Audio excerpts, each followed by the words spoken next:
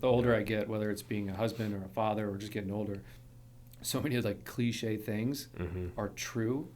We just don't have the right like perspective or lens to understand how true those things are. What do you think it takes to have that lens or to change that lens? Man, or maybe it's removing the lens. I don't know. That's a great question. I mean, perspective is so important. I mean, my dad used to say that reasonable people, equally informed, seldom disagree. And I used to believe in that. However, now, whether it's politics or cultural things, like that just seems wild. So it's a really, really good question. Last year was the first year of my life that I wanted to have a word for myself that was the theme for the year. Last year it was unapologetic. A lot of that had to do with pursuing. Certainly had, when you get into the world of fundraising, that's a different monster too, and talking about your faith. So some things happened that I wanted to be unapologetic about. This year it's perspective, because I love that word, and it shapes everything, absolutely everything. So your question, like, I don't know the answer to that, but I am deep into it right now. I have a passion for public speaking, and I have some opportunities coming up to do some speaking, and I know that it's going to be a perspective conversation, and I've got some of it developed. I'm going to call it Look Up, which is pretty cool. I mean, I like that. On the most basic of things, like we look up into the heavens and the infinite universe. We're on a rock going 50,000 miles an hour through infinity. You love a girl and a human being comes out. Like all these things that are just normal that aren't. So I'm trying to develop that. I think getting your ego out of the way is a huge part of perspective. My dad also told me, there are 4 types of people in this world, and the worst kind is the people that don't know that they don't know. And I want to be someone that knows that I don't know. Right. So I think that's important, and I think that's so reading Proverbs. You learn that. Right. Yeah. You learn that the wisdom. We don't have wisdom. We pray for wisdom. That's so true. And we pray for godly wisdom, not human wisdom. Agreed. Worldly wisdom is a lot different then, because worldly wisdom is going to go tell you sacrifice that family time, get ahead in life. It's going to tell you to go buy that yacht and that fancy Rolex, which those things aren't bad. That's exactly right. If it can be done, without sacrificing the relationships, the family, and I feel like we, over the last, probably 40, 50 years, right? Parents have done that. And I said, I was talking to, was it Scott maybe about this? We were talking about how the push to provide for family became greed at a certain point. Yeah. You get past providing for that family. And it's not that it's a bad thing to keep growing, but at a certain point it's time to go, okay, now I need to give back time to my family. I can provide for them now. Now I need to give time back to them. That's fair. This can keep growing, but I need to be able to, it's got to be able to keep growing, with a little less time. Put more of that back to the family. Yeah, and that's perspective, and like you said, the lens that you're looking through will define that. Are you just looking for generational wealth and just pursuing that, and don't have that lens of your family? I think one of the most important lenses to have is, again, this comes from Dave Meltzer, a perspective of gratitude. He's got a gratitude challenge that is so simple and so literally mindset and life changing. Of every morning, every night, end your night, and we do that with prayer already to a degree, but just having a perspective of gratitude is a big deal. Like I said, I'm diving deep into the perspective things, and one of my favorite perspectives is the perspective of Peter.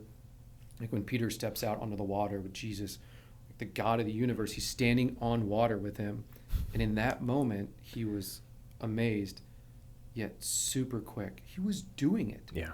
And all of a sudden he started to doubt, think about, and then he falls in. Like he couldn't keep that perspective in that moment, or the perspective of when you go to church camp or you come back from a workshop and you're just on fire. Yeah. And then 2 weeks later you're just not. Squelched again, right? It's so, like, I almost need to have a perspective of focusing on perspective. And again, I'm diving deep into it. I love it a lot.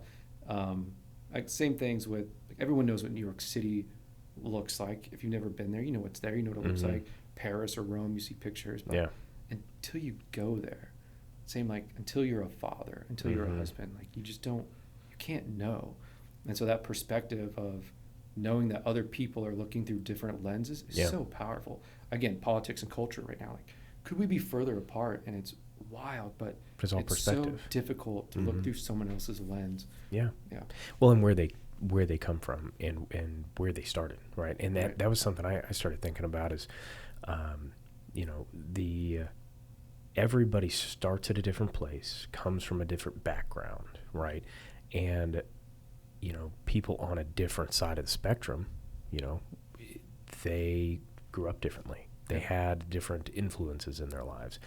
And it does mold you. It's amazing how one little thing in your life, it could be as easy as a teacher calling you fat, or somebody you respect telling you you're a shithead, or something like that. Be something one comment from somebody you respect or you just even look at as an adult when you're a child could shift the trajectory of your life. And they can be so meaningless and things that people don't remember. Right. I just had a meeting with a kid that is, one of those human beings that if you can invest in a human being, I'd invest in this young kid. His name's Reese. He's an incredible kid. He was telling me how one of the first times we met officially, and he went to shake my hand, he knocked over a glass of water. Oh, no. And he was saying how often he's thought about it. He couldn't sleep that night. And when he told me about it, I was like, I don't remember that. That's funny. But you're right. It's incredible, the little things that will stick in your mind. This is a really weird example, but I can remember being in like second grade and going up a slide, like at playground or something, and jumping off and flapping my arms like a bird, trying to be funny. Yeah. And everyone's like, they just made fun of me. And like, that was stupid, trying too hard. How dumb and not important, but that's ingrained in my brain. Yeah. That's so stupid. We all have those moments, right? Yeah. And everyone has a different one, and it's so hard to wear someone else's shoes, but you just have to at least try. And that's a good metaphor for you becoming an entrepreneur. Jumping off the top of a slide and flapping your wings, trying to fly.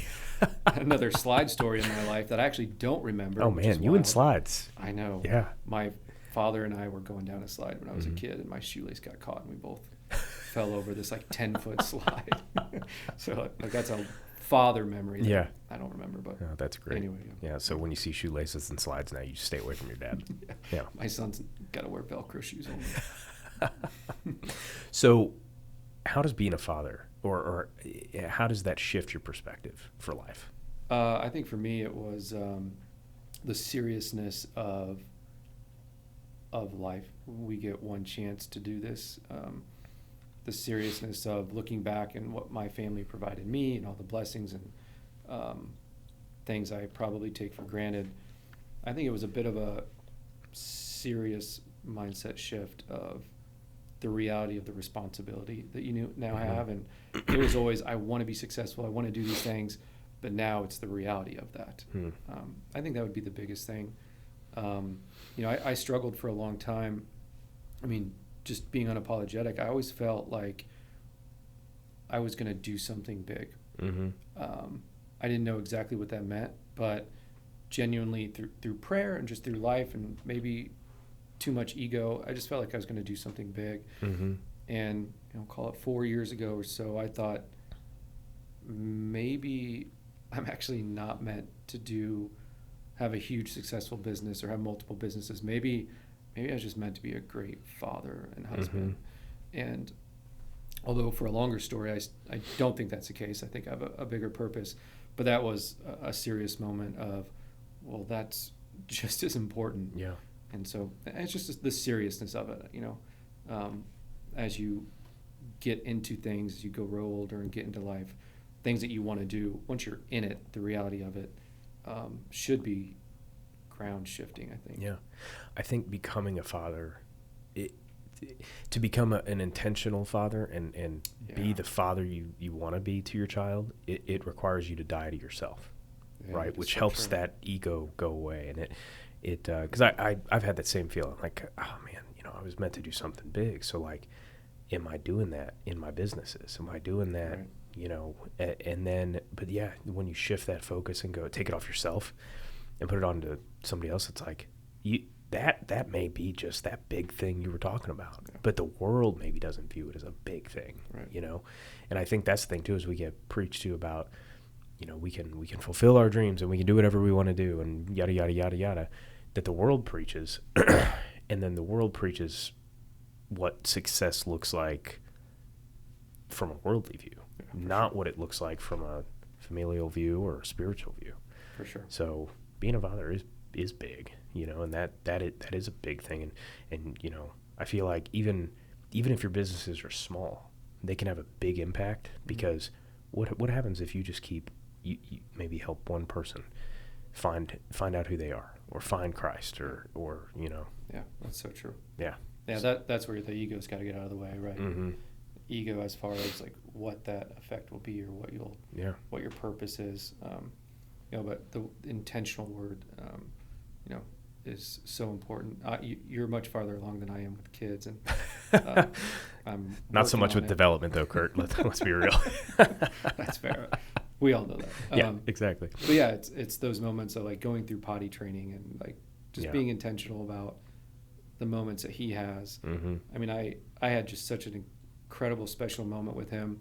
We did swim lessons when he was a kid, like a baby, but it's been a while, and so it's important to my wife that make sure he's good at swimming, and so we just started him up at the Y. Cool.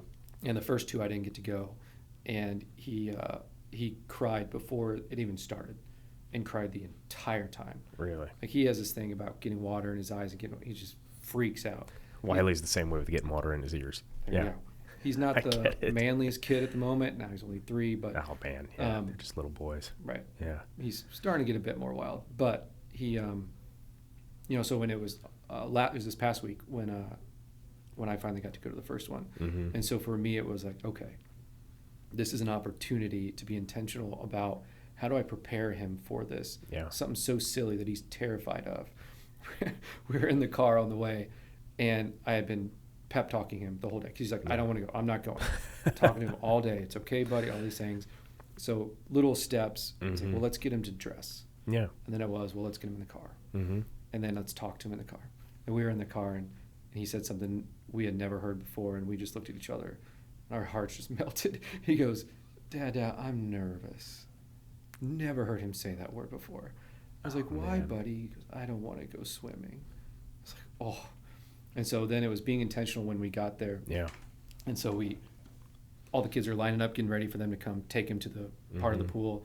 And I'm just down in his face. One thing I heard sometime, and I can't remember who I heard it from, maybe Jordan Peterson, about getting down and talking eye level to your kid at all times. Shifting your level to theirs. Yeah. So that you don't, you're able to empathize with them more. Right. And it's not this empowering. Yeah, exactly. And so just talking to him like, hey, buddy, it's okay, this. And he, like, just repeating, trying to get him pumped. And he had this moment where he just, like, looked at me, smiled, and just grabbed my face.